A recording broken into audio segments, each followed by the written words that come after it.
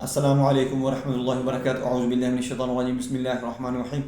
آج میں آپ کو بتاؤں گا کہ اکثر عورتیں جو ہوتی ہیں ان کا یوٹرس اتنا زیادہ کمزور ہوتا ہے کہ پہلے نمبر پہ تو ان کو پریگننسی نہیں ہوتی، یعنی کہ وہ کنسیو نہیں کر سکتی۔ اگر کنسیو کرتی ہیں، پریگننسی ہو جاتی ہے تو اس کے بعد ان کو ابارشن ہو جاتا ہے، مس کیریج ہوتا ہے، یعنی حمل کمپلیٹ نہیں ہوتا، مکمل نہیں ہوتا۔ اگر کچھ ماہ گزر جائے یا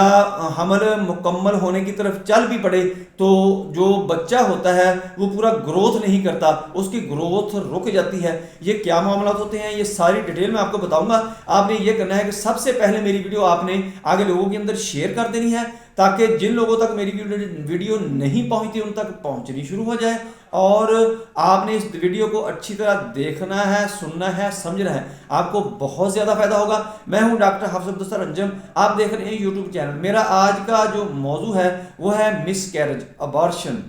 اس کا تدارک کیسے کیا جائے، اس کی ٹریٹمنٹ کیسے کیا جائے، اس کا علاج کیسے کیا جائے، اس کی ایکسرسائز کیا ہو سکتی ہے، یہ ساری باتیں میں نے اس ویڈیو میں بتانی ہے۔ آپ نے توجہ کے ساتھ پوری ویڈیو دیکھنی ہے، آپ کو بہت زیادہ فائدہ ہوگا۔ دوستو، کچھ لڑکیاں جو ہوتی ہیں جب پیدا ہوتی ہیں تو ان کی نشو و نما جو ہوتی ہے وہ بہت ہی پیار لاڈ کے ساتھ اور ایسی غذا ان کو دی جاتی ہے کہ ان کی جو جسم ہوتا ہے وہ تو خوبصورت بھی ہوتا ہے، پلپلا ہوتا ہے، اور اس کے اندر کمزوری یہ رہ جاتی ہے کہ جو مسلز ہوتے ہیں جسم کے وہ ڈیولپ نہیں ہوتے، وہ مضبوط نہیں ہوتے، اور ہارمون جو ہوتے ہیں وہ بھی ویک رہ جاتے ہیں، جس کی وجہ سے یہ بچی جب اڈلٹ ایج میں پہنچتی ہے، یعنی بلوغت میں جاتی ہے، بالغ ہوتی ہے، تو اس کے بعد اس کے جو ہارمون ہوتے ہیں ان کے اندر پرابلم آ جاتی ہے، اور پہلے ہی اس کے جو مسلز ہوتے ہیں وہ ڈیولپ نہیں ہوئے ہوتے۔ جب اس کی شادی ہوتی ہے تو اس کے بعد اس کو پہلے نمبر پہ تو پریگننسی ہوتی ہی نہیں ہے، کنسیو نہیں کر سکتی، یعنی اس کو بہت ساری پرابلم آ جاتی ہیں، ڈاکٹروں کے کلینک کے دھکے کھانے پڑتے ہیں، مختلف وہ تعویذ گنڈے کی طرف بھاگتے ہیں، بہت کچھ کرتے ہیں، اور بہت سارے مسئلے اور پھڈے فساد کھڑے ہو جاتے ہیں گھر کے اندر۔ اگر پھر بھی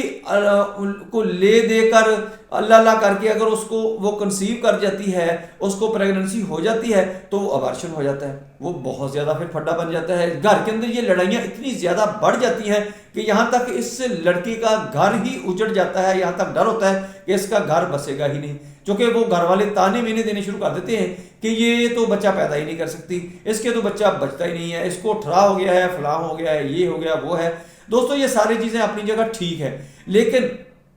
یہ مسل جو ہوتے ہیں ان کو ڈیولپ کیا جا سکتا ہے، ان کو بہتر کیا جا سکتا ہے کہ جب یہ عورت پہلے نمبر پہ تو کنسیو جلد کر لے گی، اگر کنسیو کر لے گی تو اس کے بعد جو یوٹرس ہوگا، جو اس کے ہارمون ہوں گے، وہ بچے کی ڈیولپمنٹ میں، بچے کی گروتھ میں اچھی طرح شامل ہو جائیں گے، اچھی طرح حصہ ڈالیں گے کہ وہ بچہ پورا مکمل طور پر اپنا ماں کے پیٹ کے اندر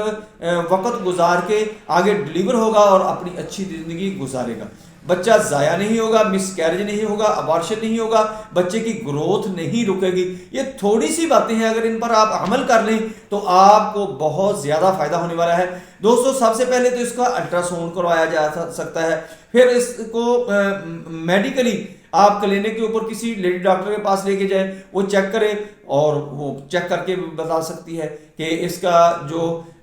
پرابلم ہے ہارمون کا ہے، اس کے مسلز ڈیولپ نہیں ہوئے، اس کے مسل جو ہیں وہ کنسیو کرنے کے قابل نہیں بنا رہے اس کو، یوٹرس کو، یا اس کی جو ڈیولپمنٹ ہے، اس کی باڈی سٹرکچر جو ہے وہ اتنا ڈیولپ نہیں ہوا کہ وہ اوون کو یعنی انڈے کو میچور کر سکے۔ جب انڈا میچور ہوگا تو اس وقت ہی کنسیو کرے گی۔ اگر انڈا میچور ہو جاتا ہے، کنسیو ہو جاتا ہے، تو اس کے بعد ابارشن کا مسئلہ بن جاتا ہے۔ یہ بھی ہارمون کے ساتھ ہی اس کا تعلق ہے، مسلز کے ساتھ ہی تعلق ہے، چونکہ جس کے ہارمون ڈیولپ ہوں گے تو اس بچے کی گروتھ صحیح ہوگی، اس کی یوٹرس کی صحت صحیح ہوگی، اوورین کی صحت صحیح ہوگی، تو یہ سارے کا سارا معاملہ ٹھیک رہے گا۔ اگر اس کے ہارمون ٹھیک نہیں ہے تو اس کے یوٹرس کی صحت بھی ٹھیک نہیں ہوگی، اوورین بھی ٹھیک نہیں ہوگی، یہ سارے کا سارا معاملہ ڈسٹرب ہو جائے گا۔ چونکہ بچے کو جب یوٹرس نے اٹھانا ہے تو اس کو طاقت تو یہ چاہیے کہ یہ بچے کو اٹھا سکے اور اس کو پوری نیوٹریشن دے سکے، خوراک دے سکے، غذا دے سکے کہ بچے کی ڈیولپمنٹ پوری ہو سکے۔ اس کو پہلے نمبر پہ یہ ہے کہ اس بچی کو، اس ماں کو یہ آپ نے تاکید کر دینی ہے کہ فاسٹ فوڈ، بازاری فوڈ، یہ ساری چیزیں بند کر دینی ہیں اس نے، اور اس کے ساتھ ساتھ نماز روزے کا خیال کرے، صبح شام کی مارننگ ایوننگ واک اور ہلکی پھلکی ایکسرسائز کرے تاکہ اس کے جسم کے جو مسلز ہیں وہ ڈیولپ ہونا شروع ہو جائیں، وہ مضبوط ہو جائیں۔ جب مضبوط ہو جائیں گے تو وہ ماں بننے کے قابل بھی ہو جائے گی اور بچہ پالنے کے قابل بھی ہو جائے گی، یعنی اس کا بچہ جو ہو اس کا ابارشن نہیں ہوگا، مس کیریج نہیں ہوگا، وہ بچہ کمپلیٹ اپنا وقت گزار کے انشاءاللہ بچے کی حالت میں تندرست صحت میں وہ ڈیلیور ہوگا۔ آپ نے کرنا کیا ہے، اس کی خوراک کا پہلے نمبر پہ خیال رکھنا ہے کہ ہیلدی فوڈ ہونا چاہیے، اچھی خوراک ہونی چاہیے، رچ فوڈ ہونا چاہیے۔ یہ فضول کی یہ بازاری چیزیں، یہ پروسیسنگ فوڈ، یہ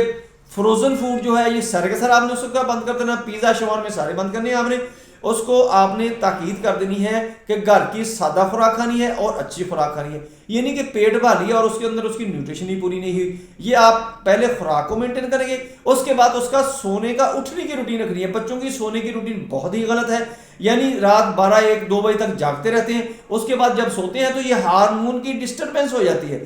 ہارمون چونکہ 10 سے 3 بجے کے درمیان، رات 10 سے 5 بجے کے درمیان یہ جو ٹائمنگ ہوتی ہے اس کے اندر اچھی طرح پروڈیوس ہوتے ہیں، ڈیولپ ہوتے ہیں، اور جو ہمارے جسم کے اندر سیلز ٹوٹتے ہیں ان کی ریپیئرنگ ہوتی ہے۔ جب یہ عمل مکمل ہو جاتا ہے تو اس کے بعد ہماری باڈی جو ہوتی ہے وہ سارے کام کاج کرنے کے قابل ہو جاتی ہے، اور ماں کا یہ جسم ہوتا ہے خصوصاً نیو مام جو ہوتی ہے یہ اس قابل ہو جاتی ہے کہ اس کے ہارمون، اس کے مسلز اتنے سٹرانگ، اتنے ڈیولپ ہو جاتے ہیں کہ وہ بچہ کنسیو کر سکتی ہے، بچے کو مکمل طور پر پال سکتی ہے۔ یہ آپ نے بہت زیادہ دھیان رکھنا ہے کہ بچے جو نیند ڈسٹرب کرتے ہیں وہ بہت خطرناک چیز ہے۔ بے شک آپ کوئی بھی میڈیسن دے جائیں، کوئی بھی آپ اس کی خوراک چینج کرتے رہیں، جب تک اس کی نیند کا خیال نہیں رکھیں گے آپ اس معاملے میں کامیاب نہیں ہو سکتے۔ آپ نے سب سے پہلے یہ خوراک اور اس کے بعد آپ نے اس کی نیند کا خیال رکھنا ہے، پھر آپ نے یہ میڈیسن دینی شروع کر دینی ہے۔ ایک تو آپ نے وٹامن اے اینڈ ای دینا ہے اس بچی کو، اور فولک ایسڈ دینا ہے۔ یہ دونوں چیزیں، تینوں چیزیں، vitamin A and E, folic acid, یہ دوائی کی حالت میں دے لیں یا یہ آپ کسی فروٹ، کسی خوراک کی سورس سے دے دیں، یہ آپ کے لیے بہت ہی بہتر ہوگا۔ دوسرا آپ نے یہ کرنا ہے کہ میتھی دانا اور کلونجی لینی ہے اس بچی کے لیے۔ آپ نے رات کو مثلاً یہ لے کر رکھ لیں، بہتر یہ ہے کہ اس کو آپ گرینڈ کر کے پاؤڈر بنا لیں، یا اگر پاؤڈر نہیں بنانا ہے پھر بھی کوئی بات نہیں، آپ نے اس کو آدھی چمچی دونوں چیزوں کی لے لیں، کلونجی اور میتھی دانے کی آدھی چمچی چھوٹی جو ہے وہ آپ نے رات کے وقت 1 گلاس پانی آپ نے کچی مٹی کا لینا ہے، اس کے اندر آپ نے 1 گلاس پانی کا بھر لینا ہے، اس کے اندر یہ آپ نے آدھی جو چمچی مکس کی ہے کلونجی اور میتھی دانے کی یہ ڈال لینی ہے۔ صبح کو آپ نے اس کو کہنا ہے کہ اٹھتے ہی آپ نے یہ پانی نتھار کر پی لینا ہے۔ اگر زیادہ کڑوا محسوس ہو تو تھوڑا سا اٹھ کے اس کے اندر آپ نے گڑ پھینک لینا ہے یا آپ نے شہد ڈال لینا ہے۔ زیادہ آپ نے میٹھا استعمال نہیں کرنا، بس حسب ذائقہ، صرف ذائقہ بنانا ہے کہ کڑوا نہ رہے۔ دوسرا جو ہے وہ آپ نے اس مریض کو نیٹرم کارب 30 طاقت میں لینی ہے، وہ آپ نے دینی شروع کر دینی ہے صبح دوپہر شام 5 قطرے، اور پلسا ٹیلا آپ نے 200 طاقت میں دینی ہے اس کو، 5 قطرے صبح 5 قطرے شام، اور سی پی آ آپ نے اس کی بند نہیں کرنی ہے۔ آپ نے